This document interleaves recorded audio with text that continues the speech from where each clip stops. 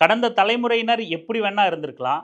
நாம கற்காலத்துல ஆடை இல்லாம கூட அலைஞ்சிருக்கோம். ஆடை இல்லாம தான் சுத்தி நாகரிகம் அடைந்த உலகத்துக்கு இன்னைக்கு வந்திருக்கோம்.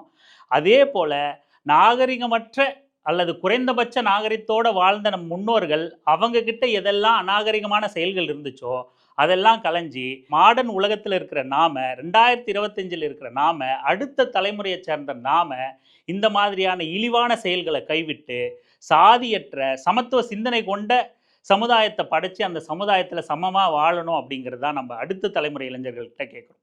ஒரு சக மனுஷன் என்ன மாதிரியே அவனும் சக மனுஷன். அவன் இழிவுபடுத்தப்படுறதுனால எனக்கு பெருமை வந்து சேரும் அப்படின்னு நான் கருதுறது எவ்வளோ பெரிய அசிங்கம். என் முன்னாடி அவன் பேருந்துல உட்காரக்கூடாது, என் முன்னாடி அவன் சேர்ல உட்காரக்கூடாது, என் முன்னாடி அவன் துண்டு போட்டு வரக்கூடாது, என் முன்னாடி அவன் செருப்பு போட்டு வரக்கூடாது, என் முன்னாடி அவன் சைக்கிள் ஓட்டக்கூடாது, பைக் ஓட்டக்கூடாது, நல்லா படிக்கக்கூடாது, எத்தனை எத்தனை கொடுமைகள். சக மனுஷனின் இழிவுல நீ ஆண்ட பரம்பரை பெருமை எப்படி பேச முடியும்? ஆண்ட பரம்பரை அப்படிங்கிறது இன்னொருத்தனை இழிவுபடுத்துறது தான் அப்படின்ற அசிங்கமான எண்ணம் நமக்கு எங்கிருந்து பிறந்திருக்கு அப்படிங்கிறத கொஞ்சம் சிந்திக்கணும் நாம எதிர்கால அடுத்த தலைமுறை இளைஞர்கள்.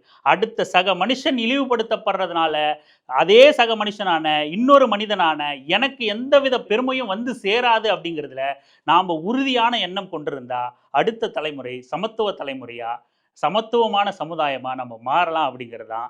இந்த மாதிரியான அசிங்கத்தை கைவிடுவோம்.